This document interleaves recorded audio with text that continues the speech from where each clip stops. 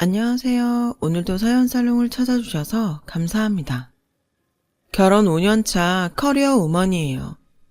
고독은 산중에 있는 게 아니라 거리에 있다고 하잖아요. 저처럼 가족이 없이 자란 사람들은 이 말에 공감할 거예요. 살면서 매 순간 가족을 그리워하며 살지는 않지만 명절이나 크리스마스 때 가족들에 둘러싸인 주변 사람들을 보며 그제야 내가 혼자라는 사실을 인지하게 되니까요. 저 역시 그랬어요.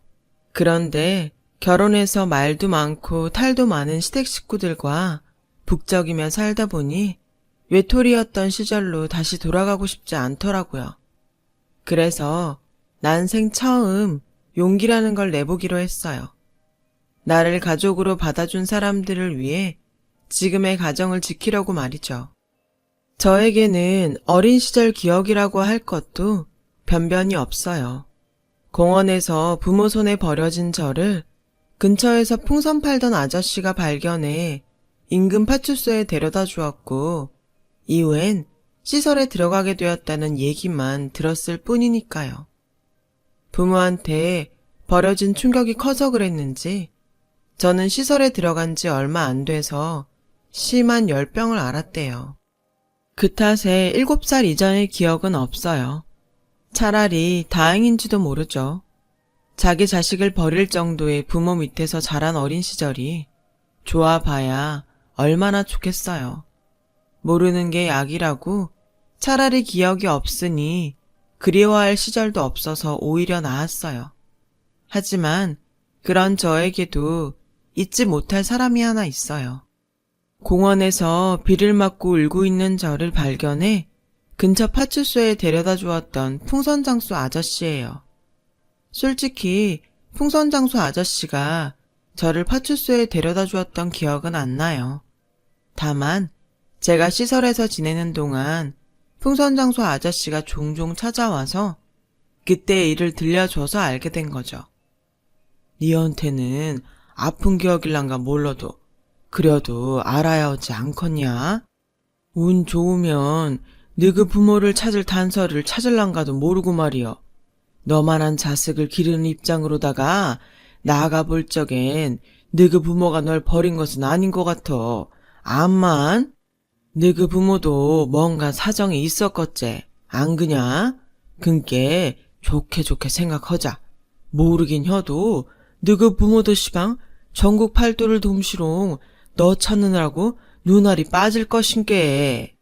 지 새끼 잃은 부모는 말이여 먹어도 먹는 것이 아니고 살아도 사는 것이 아닌 법이다. 그니께 너도 포기하들 말고 뭐라도 자꾸 떠올려 봐야. 아저씨 말 알겠제? 투박한 말투였지만 아저씨의 말 속에는 제가 부모님을 찾길 바라는 진심이 고스란히 들어있었어요. 그리고 그 마음은 저에게도 온전히 전해졌고요. 아저씨는 종종 시설에 찾아와 저와 아이들한테 풍선을 나눠주셨어요. 길쭉한 막대 풍선을 이리저리 돌리고 조여서 푸드리며 칼을 만들어주셨죠. 그래서 아이들도 아저씨를 좋아했어요. 아저씨 팔뚝에 진하게 그려진 호랑이 문신을 보기 전까지는요. 풍선을 얻으려고 아저씨 꽁무니만 졸졸 따라다니던 아이들은 아저씨랑 눈이라도 마주칠세라 꼭꼭 숨었죠. 여전히 아저씨 옆을 지키는 건 오직 저뿐이었어요. 어른도 넘어짐시롱 크고 그란다. 이 호랭이는 나가 철없을 적에 하도 속이 미친년 꽃다발맹크로 발광을 정신 좀 차리려고 그려 넣은 것이여. 처음엔 괜히만 하던 것이 살이 쪄서 그런가. 시방은 백두산 호랑이 맹크로 커불었지 뭐냐. 아가, 너도 이 호랭이가 무섭냐? 아저씨는 시험지 채점을 앞둔 아이처럼 걱정스러운 눈빛으로 저를 바라보았어요. 저는 대답 대신 호랑이 문신에 일회용 반창고를 붙여주었죠. 이러면 안 무서울 거예요. 아저씨는 한참 동안 반창고를 내려다보시다가 저를 안아주셨어요. 아저씨 어깨가 들썩이고 흐느끼는 소리가 들렸지만 저는 모른 척 했죠. 왠지 그래야 할 것 같았거든요. 그날 이후 풍선장소 아저씨는 더 이상 보육원에 오지 않았어요. 그렇게 시간이 흘렀고 9살이던 저는 중학교에 들어갈 나이가 되었어요.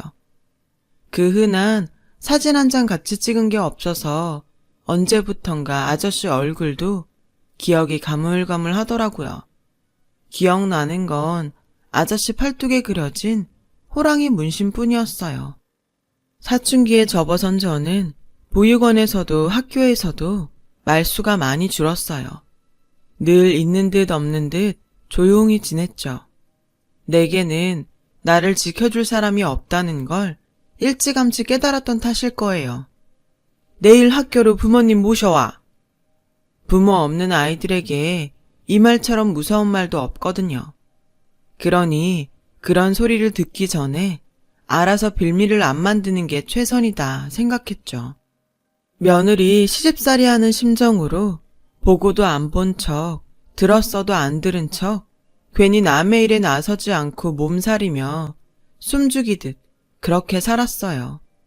그러다 보니 별명이 투명인간이 됐고요.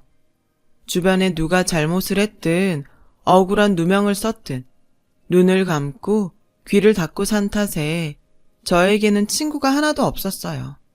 당연하죠. 그렇게 의리 없는 애랑은 나라도 친구하기 싫으니까요. 같이 놀 친구도 없으니 남는 시간엔 공부를 하거나 책을 읽었어요. 학교 도서관은 그런 저의 아지트였죠. 오래된 책에서 풍기는 쿰쿰한 책곰팡이 냄새가 전 그렇게 좋더라고요. 그러다 내친 김에 도서관에 있는 모든 책에 제 이름이 적힌 대출카드를 남기고 싶다는 생각을 하게 됐어요. 스스로 내기를 하듯 책을 읽다 보니 텅 빈 것 같았던 내 마음이 조금씩 채워져 가기 시작했고요. 하지만 졸업식까지도 학교 도서관에 있는 모든 책을 읽지는 못했어요. 생각보다 책이 많더라고요. 고3이 되고는 수능 준비로 바빠서 좀처럼 책을 읽을 시간도 없었고요. 하지만 꾸준한 독서 덕분에 고액의 논술학원에 다니지 않았음에도 저는 논술평가에서 1등을 할 수 있었어요. 당시 대입시험은 논술시험 성적이 당락을 좌우할 정도로 높은 비중을 차지하고 있었는데 그런 점에서 저는 대학 입시에 유리한 상황이었죠. 모의고사 성적과 내신 성적이 꽤 좋기도 했고요. 하지만 문제는 돈이었어요. 고등학교를 졸업하면 시설에서 나와야 하는데 정착금으로 받은 돈으로는 월세방 보증금도 감당이 안 됐거든요. 그런 상황에 대학 진학을 꿈꾼다는 건 말도 안 되는 거였죠. 그때는 정말 내게 부모가 없다는 게 피부에 와닿더라고요. 남들은 성적이 안 돼서 못 가는 대학을 좋은 성적을 받고도 못 가게 됐으니까요. 그땐 이따위 인생 될 대로 되라는 심정이었어요. 수능 시험을 마치고 남들은 논술시험 준비를 하느라 한창 바쁜 그때에 저는 자포자기한 심정으로 지내야 했죠. 그러던 어느 날이었어요. 원장님이 급히 저를 부르시더라고요. 아무래도 퇴소 문제 때문인 것 같아서 마음의 준비를 하고 원장실을 찾아갔죠. 그런데 뜻밖의 얘기를 하시지 뭐예요. 지영아, 너 대학 갈 수 있겠다. 널 후원하겠다는 분이 나섰어. 대학도 보내주시고 네가 원한다면 유학도 보내주시겠단다. 이게 꿈이냐 생시냐? 원장님은 당사자인 저보다도 더 신이 나서 어쩔 줄 몰라 하셨어요. 그러니까 논술시험 준비나 열심히 해. 이렇게 좋은 기회를 놓칠 수는 없지 않겠니? 원장실을 나올 때까지도 실감이 안 나더라고요.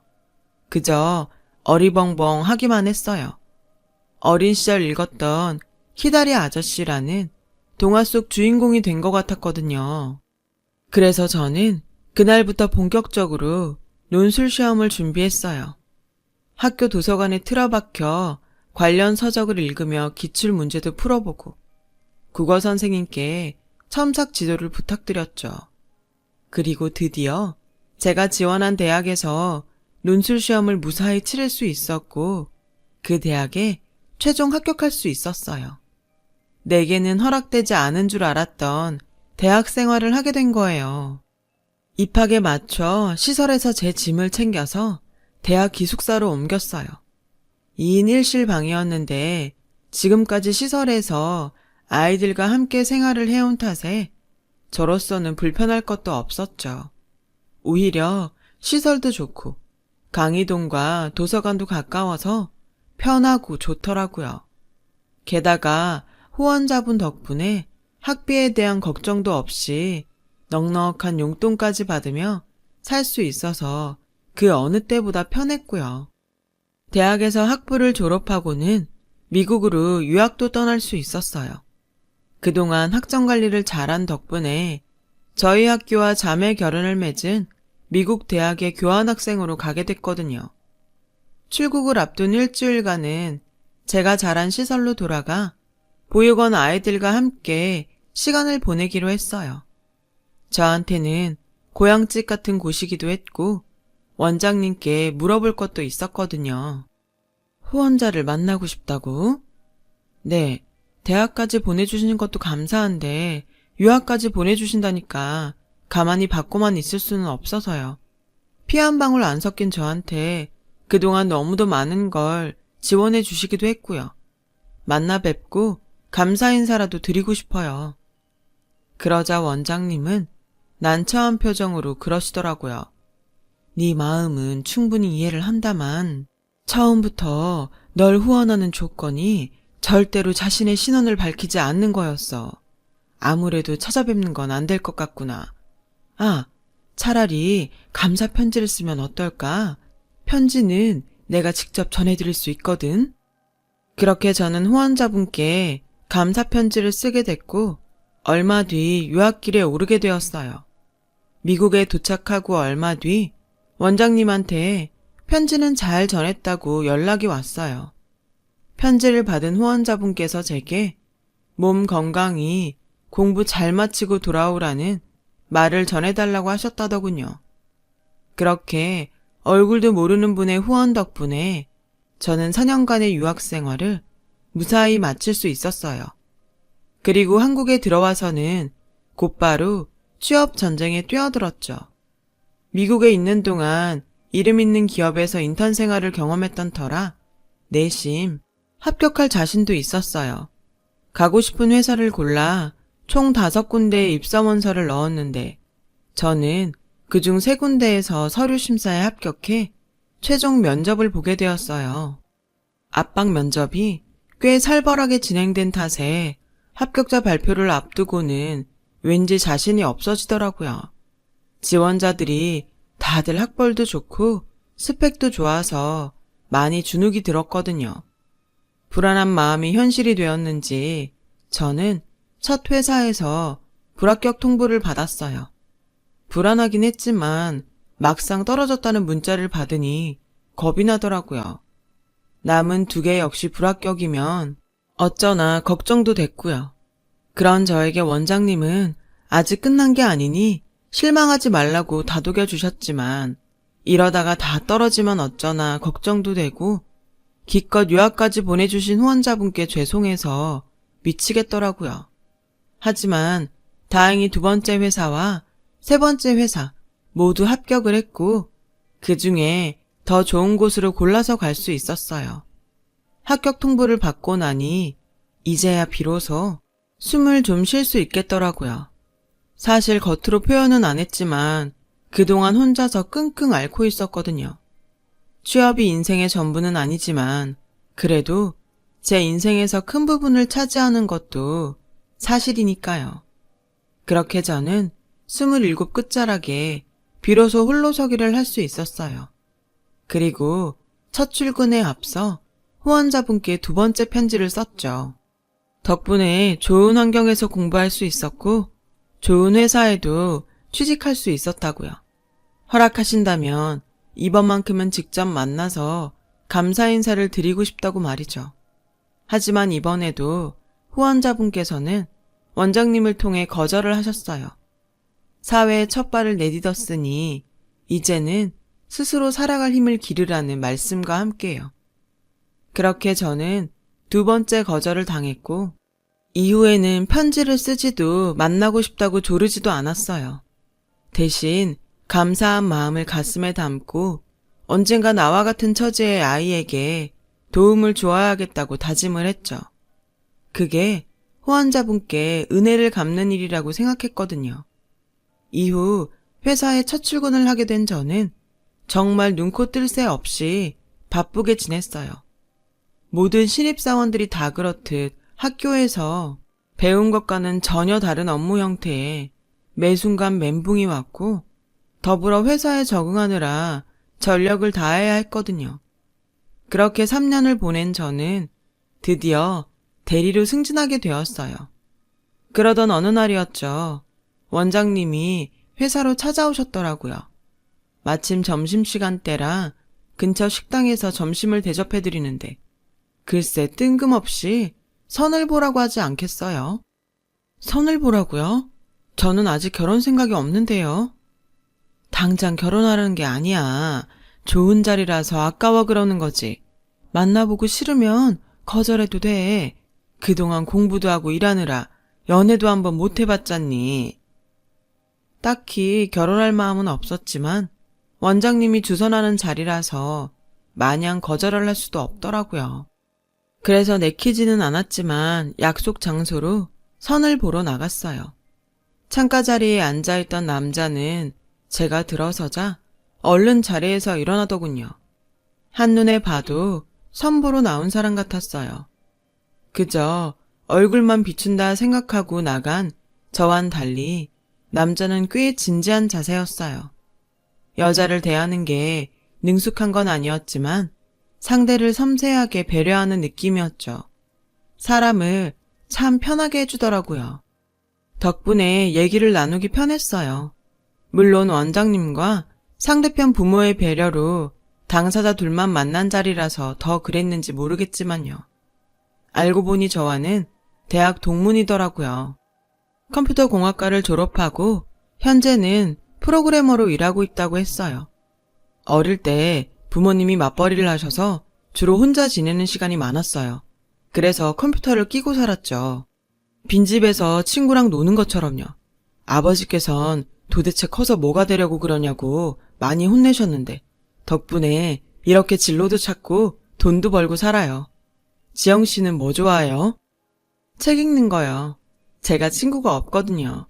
어릴 때부터 혼자 도서관에서 책 읽는 게 제일 편하고 좋았어요. 그게 습관처럼 돼서 지금도 쉬는 날엔 집 근처 공공도서관을 찾곤 하고요. 그럼 이제부터는 우리 둘이 만나서 놀면 되겠네요. 컴퓨터랑 책 대신 우리끼리 친구예요. 맞선 남의 느닷없는 제안에 머뭇거리긴 했지만 싫지 않더라고요. 30이 넘어서야 친구를 사귀게 되다니 기분이 묘했죠. 그 주 토요일 그렇게 우리는 자연스러운 애프터 만남을 가졌어요. 결혼을 전제로 상대를 탐색하려고 만나는 게 아니라 놀려고 만나는 거라 생각하니 왠지 마음도 가볍고 설렜죠. 우린 편한 차림으로 문래동 예술촌에 들러 폐공장에서 하는 미디어 아트 전시를 봤어요. 기억이라는 제목으로 열린 그 전시는 예술과 기술이 접목된 작품들로 꽤 다양한 방식으로 인간의 보편적 감성과 추억을 표현하고 있었어요. 그중 제 눈을 사로잡은 건 풍선이었죠. 풍선을 놓친 아이가 하늘로 올라가는 빨간 풍선을 향해 손을 뻗고 있었어요.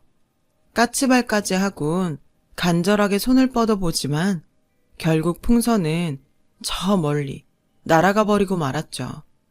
구름 위에는 아이들이 놓친 풍선들이 색색가지로 쌓여 있었어요. 그 풍선들이 하나씩 터지면서 오래전 골목길과 학교 운동장, 딱지와 인형에 대한 추억이 담긴 영상이 펼쳐졌어요. 별것 아닌 그 영상 앞에서 저는 한참을 서 있었어요. 사라진 줄 알았던 7살 이전의 기억이 부분 떠올랐거든요. 엄마, 아빠, 그리고 우리 집의 모습이요. 저는 아빠 손을 잡고 병원에 입원해 있는 엄마를 찾아가곤 했어요. 산소호흡기에 의지해 간신히 숨을 쉬던 엄마는 결국 돌아가셨고 아빠와 저는 장례식장에 놓인 엄마 영정 앞에서 울고 있었어요. 제가 아빠와 헤어진 그날은 엄마가 죽고 처음 맞는 어린이날이었죠. 술에 취해 쓰러져 있는 아빠를 흔들어 제가 놀이동산에 가자고 졸랐어요. 아빠는 그런 저를 휑한 눈으로 바라보다 제 손을 잡고 집을 나섰죠. 하지만 아빠와 제가 간 곳은 놀이동산이 아닌 한강공원이었어요. 저는 벤치에 앉아 음료수를 사러 간 아빠를 기다렸지만 아빠는 오지 않았고 갑자기 내린 비에 돗자리를 깔고 잔디밭에 앉아 놀던 가족 단위 사람들은 서둘러 자리를 떠나버렸죠. 유일하게 남은 건 저와 풍선장수 아저씨 둘 뿐이었어요. 제게 손을 내밀던 풍선장수 아저씨의 커다란 손이 제 마지막 기억이에요. 생각지 못한 순간에 느닷없이 떠오른 기억에 전 숨도 쉬기 힘들 정도로 감정이 격해졌고 토해내듯 울음을 쏟았어요. 순간 관람객들의 시선이 제게 쏟아졌고 맞선남은 겉옷을 벗어 제 얼굴을 감싸곤 가만히 안아주더군요. 저는 그렇게 안긴 채 한참을 울었어요. 그날 맞선남의 차를 타고 저희 집까지 오는 내내 그는 제게 아무것도 묻지 않았어요. 먼저 입을 연 건 저였죠. 아까는 미안했어요. 갑자기 어린 시절 기억이 떠오르는 바람에 감정이 격해졌나 봐요. 저 때문에 많이 곤란했죠? 아니요. 오히려 다행이라고 생각했어요. 저라도 옆에 있어서. 그 순간 맞선남의 그 말이 그 어떤 위로보다 따뜻하게 느껴졌어요. 처음으로 나 아닌 누군가에게 기대고 싶다는 생각을 하게 되었죠. 그래서 가슴에 꽁꽁 싸매고 있던 제 과거와 지금까지 살아온 얘기들을 모두 털어놓았어요.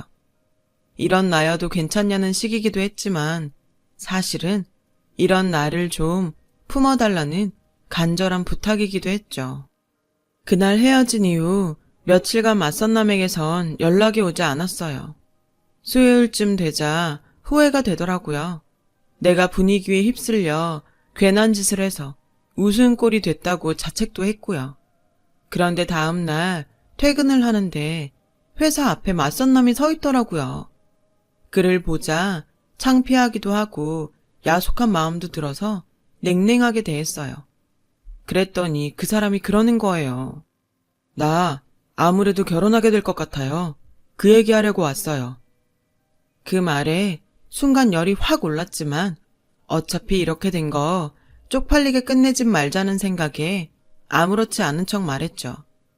그래요? 잘 됐네요. 근데 축하한다는 말까지는 못하겠어요. 그럼 안녕히 가세요. 싸늘하게 말하고는 막 돌아서려는데 맞선남이 제 손목을 잡더라고요. 누구랑 결혼할 건지 안 물어봐요? 아, 이러면 좀 곤란한데. 나 지금 그쪽한테 프로포즈하고 있거든요. 지영씨, 나랑 결혼해요. 그 순간 헛웃음이 났어요. 어설픈 이 남자의 프로포즈도 웃겼고 이 정도 반전도 감당할 여유가 없는 저의 가난한 마음이 가여워서였죠. 그럼에도 불구하고 안심이 되더라고요. 그 남자를 째려보다가 못 이기는 척 프로포즈는 마음에 안 들지만 좋아요. 우리 결혼해요. 승낙을 해버렸어요. 만난 지 딱 3번 만의 일이었죠. 우리는 사귀기도 전에 결혼을 결정하곤 그제야 연애를 시작했어요. 순서는 뒤바뀌었지만 연애를 하는 동안 내 결정이 틀리지 않았다는 확신은 점점 강해졌죠. 그런데 얘랑의 집을 방문하고는 솔직히 그 마음이 살짝 흔들리긴 했어요. 자식은 부모의 거울이라는데 아버님이 얘랑과는 달라도 너무 달랐거든요. 김치 사업을 하신다는 아버님은 딱 봐도 사장님 포스였어요. 문제는 회사에서만 그러시는 게 아니라 집에서도 군림하려 드신다는 거였죠. 얘랑의 집은 아버님 왕국 수준이었어요. 아버님의 말에 따라 예랑과 어머님은 일사불란하게 움직였고 아버님 밑에서 일하는 남편의 외삼촌도 마찬가지였죠. 아버님 말 한마디에 온 집안 식구들이 벌벌 떨 정도였어요. 아버님 눈 밖에 나는 순간 끝인 거였죠. 우리 결혼에 대한 결정 역시 온전히 아버님의 허락에 달려 있었고요. 그래, 결혼하면 일은 어떡할 거냐? 계속 할 거냐? 아니면 살림을 할 거냐? 그러자 어머님이 끼어드셨어요. 여자가 결혼을 했으면 살림을 해야지. 30이면 서둘러 애를 낳아도 남들보다 처지는데 일은 무슨? 그 순간 아버님이 버럭 소리치셨어요. 어디서 감히 끼어들어? 내가 지금 당신 헛소리 듣겠다고 이러는 거야? 어디서 건방지게. 잔말 말고 입 다물고 가서 상이나 차려. 아가, 네가 직접 대답해봐라. 일은 어떻게 할 거냐? 순식간에 살벌해진 분위기 속에서 예랑과 어머님은 제 입만 쳐다봤어요. 제 대답에 따라 이 결혼이 성사되느냐 마느냐가 걸려 있었으니까요. 사실 저는 일을 계속하고 싶었어요. 하지만 가부장적인 아버님 성격상 제가 일을 택하면 싫어하실 게 뻔했죠. 그렇다고 어렵게 들어간 회사를 포기하기도 그렇고 정말 그 짧은 순간에 많은 생각이 들더라고요. 저는 일을 계속하고 싶습니다. 지금까지 남의 도움으로 살았어요.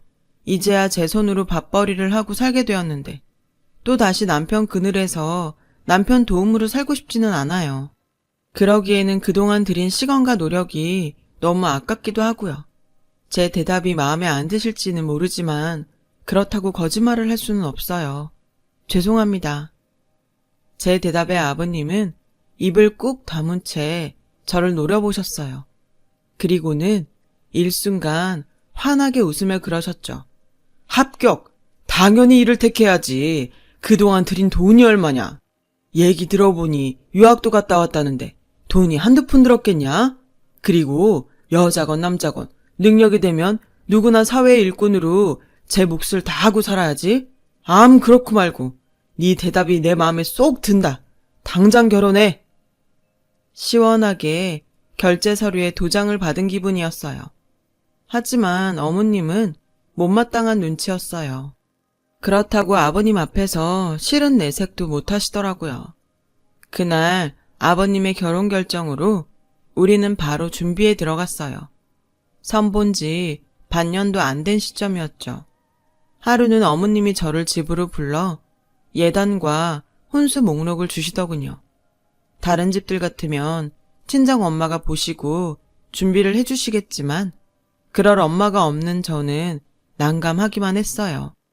게다가 목록에 적힌 물품들이 제가 준비할 수 있는 수준의 것이 아니라서 막막하기도 했고요. 이런 일에 예랑을 끌어들이는 것도 미안해서 혼자 끙끙 앓고 있는데 며칠 뒤 아버님께서 집으로 호출을 하시더라고요. 나는 그 전통혼례가 마음에 들더구나. 결혼식장에서 공산품 찍어내듯이 하는 결혼식보다는 확실히 그쪽이 나아. 괜히 평소에 얼굴 한번 안 보고 사는 사돈의 팔촌까지 줄줄이 불러서 축의금 장사하는 것보다 조촐하게 식구들끼리 혼례도 올리고 구경꾼들한테 밥 한 끼 대접하는 게 좋지 않겠냐 이거지. 어차피 식장에 들어갈 때 손잡아줄 아빠도 없고 부를 친구나 친척도 없는 저로서는 구미가 당기는 제안이었어요. 하지만 어머님 생각은 달랐죠. 아버님한테 혼날까봐 대놓고 말은 안 하셨지만 조용히 꿍시렁대셨거든요. 그간 뿌린 축의금이 얼만데 그걸 포기해? 아휴 속 터져. 그러자 아버님이 한 소리 하셨죠. 다 들린다. 속갯말은 속으로만 해. 저는 어머님 눈치가 보여서 바로 대답을 할 수 없었어요. 그러자 보다 못한 예랑이 끼어들었죠. 결혼식은 저희 둘이 상의를 해볼게요. 그보다 혼수랑 예단은 꼭 해야 하나요? 가능하면 생략하고 까지 말하는데 아버님이 예랑의 말을 뚝 끊으셨어요. 내 얘기도 안 끝났는데 어디서 건방지게 끼어들어. 입 안 다물어? 아가, 그 예단이랑 혼수 말이다.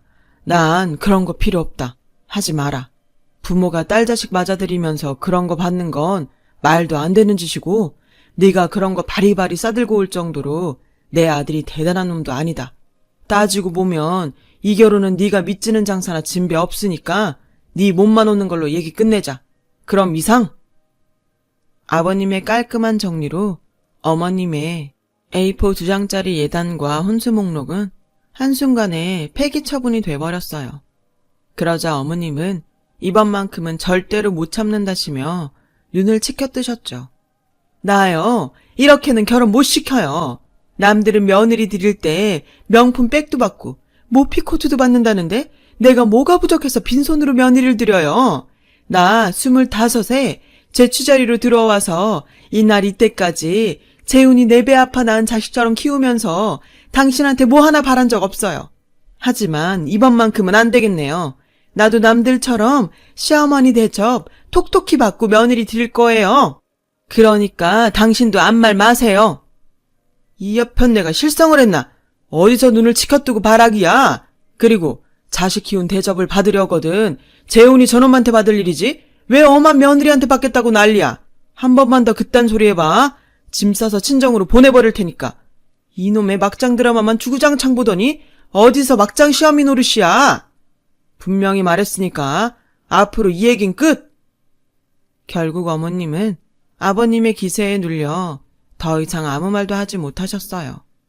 그 후로도 분가 문제도 아버님의 일방적인 결정에 따라 정해졌죠.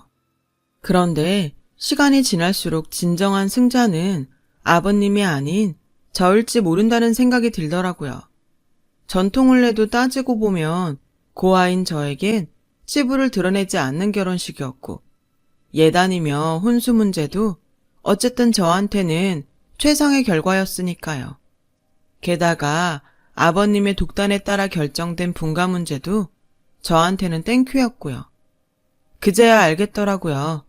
지금까지 아버님은 아버님의 방식대로 제 처지를 고려해 주셨다는 걸요. 과정은 과격했지만 저를 아껴주시는 아버님의 마음은 온전히 제게 닿았어요. 물론 어머님의 분노도 동반됐지만요. 아버님 뜻에 따라 전통 혼례를 올리고 제 직장 근처에 신혼집도 차렸어요.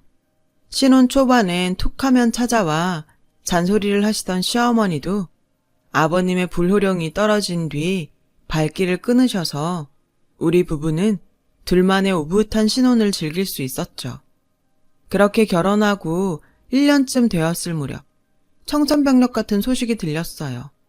아버님이 뇌경색으로 쓰러지셔서 반신불수가 되신 거예요. 거기에 언어장애까지 생겨서 말씀도 제대로 하지 못하게 되셨죠. 그 당당하고 호탕하시던 아버님은 이전과는 전혀 다른 모습으로 변하셨고 그동안 아버님한테 눌려 살던 어머님은 뒤늦게 제 세상을 찾으셨어요.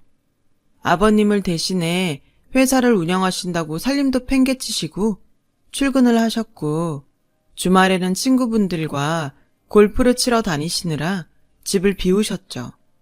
아버님의 병수발은 평일엔 간병인의 도움을 받았고 주말에는 남편과 제가 도맡아야 했어요.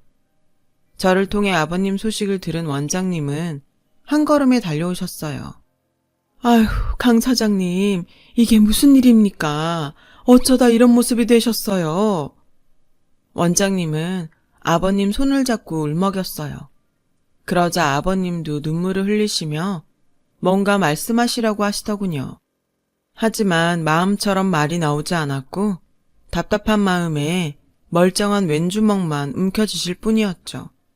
그 손을 보자 불현듯 종이에 쓰시면 되겠다는 생각이 들어 아버님 왼손에 펜을 들려드리고 메모지를 대드렸어요. 메모지에는 삐뚤거리는 글씨로 이렇게 적혀 있었죠. 나에 대해 아무 말도 하지 말아주세요. 원장님은 몇 번이나 알겠다고 약속을 하시고는 돌아가셨어요. 긴 병에 효자 없다고 아버님의 병수발이 1년 넘게 이어지자 저도 남편도 조금씩 지쳐갔어요. 주말 이틀을 꼬박 아버님을 간병하고 돌아와 쉬는 날도 없이 직장 생활까지 병행을 해야 했으니까요. 그러는 와중에도 어머님은 아버님 병수발은 나 몰라라 하셨어요. 늘 회사 일로 바쁘시다며 아침 일찍 나가서 밤 늦게야 들어오셨죠. 간병인 아주머니 말에 따르면 종종 외박을 하는 것 같다고도 했고요. 저는 이렇게는 안 되겠다 싶어서 회사에 반차를 내고 아버님 회사로 어머님을 만나러 갔어요. 아버님이 계시는 집에서는 말하기는 곤란했으니까요. 그런데 어머님이 안 계시더라고요. 출발 전에 어머님께 전화했을 때 어머님이 회사라고 하셨거든요. 주문량이 많아서 자리를 뜰 수 없다고요. 하지만 제가 둘러본 김치 공장은 전체 라인의 절반 이상이 멈춰 있었고 직원도 너댓 명밖에는 없었어요. 그래서 공장장님께 공장 상황을 물었죠. 큰 사장님 쓰러지시고 사모님이랑 사모님 남동생이 다 말아 드셨어요. 매출이 좋은데도 직원들 월급도 밀리고 대금 결제도 안 해주니까 어쩌겠어요. 직원도 다 나가고 배추 대주던 농가도 다 떨어져 나가고 꼴랑 요 사람들만 남아서 쇼핑몰 주문만 받고 있는데 그나마도 얼마 못 갈 거예요. 큰 사장님 계실 땐 비싸도 고춧가루며 마늘 생강까지 다 국산으로 했는데 원가 아낀다고 사모님이 중국산으로 돌려버린 탓에 단골 다 떨어졌거든요. 벌써 몇 달째 회사에도 잘 안 나와요. 충격 그 자체였어요. 공장 상황이 이런데도 어머님은 그동안 명품백에 구두, 심지어 차까지 바꾸고 온갖 사치를 다 부리셨거든요. 툭하면 사업하려면 가꿔야 한다고 말씀하시길래 그런가 보다 했는데 완전히 뒤통수를 맞은 거죠. 평소 성격대로라면 남이야 어떻게 되든 손 놓고 뒤로 물러서서 있을 저였지만 남편과 아버님을 생각하니 도저히 그냥은 못 있겠더라고요. 그래서 난생 처음 남의 일에 참견을 하기로 했어요. 일단 남편한테 김치공장 상황을 전하고 어머님한테는 아무 내색도 안 한 채 업체에 연락해 어머님의 뒷조사를 의뢰했어요. 그 주 주말에 저 혼자 시댁에 찾아가 아버님 간병을 하는데 생각지 못한 문제가 생겼지 뭐예요. 일요일이라 아버님 목욕을 시켜드려야 하는데 남편이 김치공장 일로 못 와서 제가 직접 아버님을 씻겨드려야 하는 상황이 된 거예요. 이런 일은 처음이라 난감하더라고요. 그건 아버님도 마찬가지셨죠. 아버님은 한사코 안 씻겠다고 하셨지만 밤에 진땀을 많이 흘리셔서 그럴 수가 없는 상황이었어요. 결국 물수건으로 중요 부위를 제외한 다른 곳만 제가 닦아드리는 걸로 협의를 하고 아버님 상의를 벗겨드렸어요. 그런데 아버님 오른팔에 낯익은 문신이 있지 뭐예요? 풍선장소 아저씨의 호랑이 문신이요. 문신을 보고 놀라자 아버님은 서둘러 왼손으로 문신을 가리셨어요. 그리곤 당황하신 듯 웅얼거리셨죠. 잘 알아들을 수는 없었지만 분명 시방, 거시기라고 하신 것 같았어요. 저는 그 길로 원장님께 전화를 걸어 혹시 아버님이 풍선장소 아저씨냐고 물었어요. 원장님은 어떻게 알았냐고 오히려 되물으시더군요. 그리고는 다 알려진 마당에 뭘 더 감추겠냐면서 그동안 저를 후원해준 분이 아버님이라고 했어요. 강 사장님이 비밀로 해달라고 하셨지만 그러다 그냥 돌아가시면 너도 가슴에 맺힐 거 아니니 너를 며느리 삼아 딸처럼 데리고 살고 싶으시다고 하도 부탁하셔서 선자리도 마련했는데 다행히 일이 잘 돼서 얼마나 좋아하시던지. 근데 그 얘긴 누구한테 들은 거니? 풍선장수 얘긴 강 사장님이랑 나밖에 모르는 일인데 네 남편이랑 시어머니도 몰라. 그 말을 듣자 가슴 깊은 곳에서부터 뜨거운 무언가가 번져 올랐어요. 그 길로 아버님 방으로 달려가 아버님을 끌어안고 엉엉 울었죠. 왜 진작 말 안 했어요? 내가 그동안 아저씨를 얼마나 그리워했는지 알아요? 그렇게 기다려도 안 와서 아저씨도 날 버린 줄 알고 무서웠다고요. 나 몰래 후원해 줄 게 아니라 차라리 나 보러 와주지 그랬어요. 난 그거면 됐는데, 그걸로 충분했는데. 미안해요, 아저씨. 내가 아저씨를 알아보지 못해서 정말 미안해요. 아버님은 불편한 몸으로 제 머리를 쓰다듬어 주시며 눈물을 흘리셨어요. 오래전 저를 안아주시던 아저씨의 따뜻한 품, 그대로였어요. 그리고 며칠 뒤 업체에서 연락이 왔어요. 어머님이 그동안 아버님 명의로 된 땅이며 은행 잔고, 회사 수입을 열심히도 친정으로 빼돌리고 있었더라고요. 게다가 현재 운전기사랑 딴 살림까지 차리고 계셨고요. 남편과 함께 변호사를 찾아가 소송을 의뢰하고 공장장님을 만나 공장을 어떻게 정리해야 할지 상의했어요. 공장장님은 저희가 공장을 운영할 생각이 없다면 자신이 한번 해보겠다고 하시더라고요. 당장 공장을 인수할 돈은 없으니 대신 공장 임대료로 매달 월세를 내겠다고요. 저희로서는 그게 최선인 것 같아서 그렇게 하기로 했어요. 그리고 얼마 뒤 어머님이 솥장을 들고 저희 집으로 찾아오셨더라고요. 내언남이랑 사는 오피스텔로 솥장이 전달된 모양이었어요. 어머님은 다짜고짜 제 머리채를 잡으며 고래고래 소리를 치셨어요. 하다하다? 시애미를 법정에 세워? 어디서 이런 게 들어와선 사람을 엿먹이고 지랄이야. 부모 없이 자란 고아년 주제에 감히 네가 나한테 이러고도 무사할 것 같아? 너 뒤봐주시던 시아버지도 뒷방 늙은이 된 마당에 누가 네 편 들어준다고 까불어. 저는 어머님 머리채를 잡으며 말했어요. 왜? 내 편이 없을까봐 걱정이세요? 고양이 쥐 생각해주고 있네요. 근데 어쩌죠? 난 남편도 있고 시아버지도 있고 이젠 법도 내 편일 텐데 어머님한테 누가 있을까요? 어머님 내었나? 돈 몇 푼 쥐어주니까 어머님이 아버님 재산 빼돌린 거 녹취까지 해주던데 그런 남자가 퍽이나 당신 편 들어주겠다? 그러게 어지간히 해드셨어야지. 적어도 아픈 남편 버려두고 딴 살림은 차리지 말았어야지. 인간 말종 같은 짓 혼자 다 해놓고 인간 대접 받길 원했어요? 어림없으니까 꿈도 꾸지 마세요. 내가 당신 지옥불에 던져줄 테니까. 전 시어머니를 현관 밖으로 밀어버리고 문을 닫았어요. 한참을 배를 누르며 문을 두드리던 시어머니는 얼마 안 가 돌아갔어요.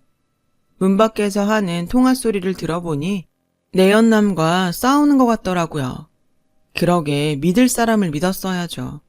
돈으로 맺어진 남녀 관계는 결국 돈으로 끝난다는 걸 어머님이 너무 늦게 한 거죠. 결국 얼마 뒤 어머님은 구속이 되었고 어머님이 친정으로 빼돌린 재산과 그 가족들이 착복한 돈은 바로 돌려받았어요. 하지만 이미 많은 돈을 써버린 탓에 받은 돈은 재산 중 일부에 불과했죠. 그래서 돌려받지 못한 돈은 소송을 통해 분할 상환 받기로 했어요. 물론 그 돈을 다 받지는 못하겠지만 어머님과 그 가족들한테 평생 고통을 주기 위해서 그렇게 했어요. 그리고 저희 부부는 본가로 들어왔어요. 아버님 곁에서 사는 게 간병을 하기도 편하고 무엇보다 마음이 편해서요. 그리고 긴 병에 지치지 않도록 따로 주말 간병인도 두었어요. 우리 부부가 지치지 않아야 아버님도 오래 모실 수 있을 것 같아서요. 아버님이 메모로 지시한 사항이기도 했고요. 간병인 하나 더. 이렇게요. 만나게 될 인연은 언제고 다시 만나게 된다는 말처럼 풍선장소 아저씨와 저는 이제 시아버지와 며느리로 살고 있어요.